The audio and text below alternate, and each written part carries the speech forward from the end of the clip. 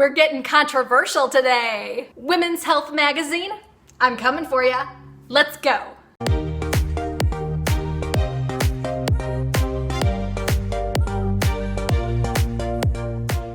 Hey there, I'm Sage Grayson, a former book editor turned life coach. I help ambitious career women edit their habits, routines, and mindsets to balance their happiness at work and home. I'm a life editor, and so are you. Today, we're talking about why women should be lifting each other up in an atmosphere of support instead of undermining women who are actually putting out positivity into the world. Okay, let's get right into it. The October 2019 issue of Women's Health Magazine has an article called Self-Seeker by Marissa Gainsbourg. And here it is. On one hand, the article tries to help you reveal your inner winner, but it does so at the expense of trashing the growing field of life coaching. As you might know, I've run my own life coaching business for more than 8 years, and I love it. I've worked with thousands of women across the world, and you can go to my website, sagegrayson.com, to read testimonials from my clients who have reached their goals with my guidance. I don't take what I do lightly. These are my clients' lives, and I do my best to show respect and empathy while I help them make changes. I only wish that I got that same respect from people outside my industry. Seriously, no matter what career you choose, teacher, doctor, stay-at-home mom, retail worker, designer, entrepreneur, whatever, there will be people who will say that you're dumb and that the work that you do is meaningless. Don't believe them. You have value, and everything you put out into the world has value. So the article starts throwing punches right from the start. The latest trend in personal development is going outside yourself for motivation, guidance, and clarity via a fairy godmother called a life coach. Ouch! Air quotes and everything? Who hurt you? And let me just say that I've been a subscriber to Women's Health for years and years, and for the most part, I like what they put out there. And yes, I do believe that women can find strength within themselves, but there is a very, very specific reason that we hire life coaches that the article neglects to mention, and I will go into that in more detail in just a minute. The article goes on to say, if the buzzy term sounds generic, that's because it is. The International Coaching Federation, ICF, the closest thing to an authority for this relatively new field, defines life coaching as partnering with clients in a thought-provoking and creative process that inspires them to maximize their personal and professional potential.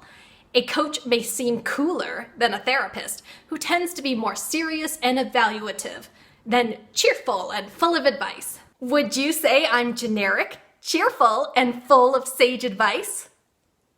Yes, this part is true. There is no national governing body for coaches. So anyone could call themselves a coach, put up a website, and start working with clients. This is good and bad, and I have an entire online course called So You Want to Be a Life Coach, which I'll link below, where I go into depth about why I chose not to be certified by one of the hundreds of coaching schools that are out there. Any coach who cares about her clients will agree that a national governing body is needed. We're just not there yet. And in the meantime, there are women who need our help. What are you gonna do? Now, honestly, there were some points that were made in the article that I do agree with. Treating your intentions like a promise to yourself, staying on track when you face setbacks, not comparing yourself to others, writing your project plan on paper, and working backwards from your end goal. Funny, those are all things that I say to my clients. Look, if this were an article about pumping yourself up and working on your dreams, I would be all for it. But every few paragraphs, they take a swipe at life coaches. It ends by saying, you've just met your life coach. Now you have to do what she says. And here's the elephant in the room. The article supposedly sets you up to buy into the idea that you are your own life coach. And if you are a self-motivated upholder, as Gretchen Rubin says in her fantastic book, The 4 Tendencies, which I will link below, then of course, you are ready to rock and roll, right? Right? Well, what about the rest of us? 9 out of 10 of my clients know exactly what they need to do to be successful. They're just not doing it. The reason they hire me to be their life coach is because they need accountability. Yeah, imagine that. The one thing you can't get by reading self-development articles or digging around in the recesses of your mind. No amount of self-cheerleading can give you accountability.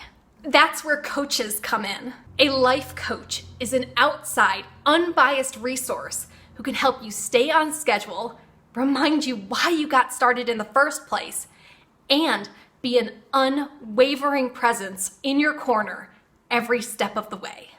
Your ego will let you be lazy. Your best friend will still love you even if you stop making progress. Your mom will bail you out when the world gets scary.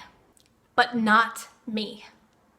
I'm not your friend, I'm not your mama, and I am certainly not a fairy godmother that Women's Health magazine wants you to believe.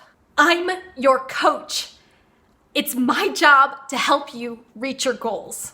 My clients regularly cry, scream, and cuss me out during our sessions.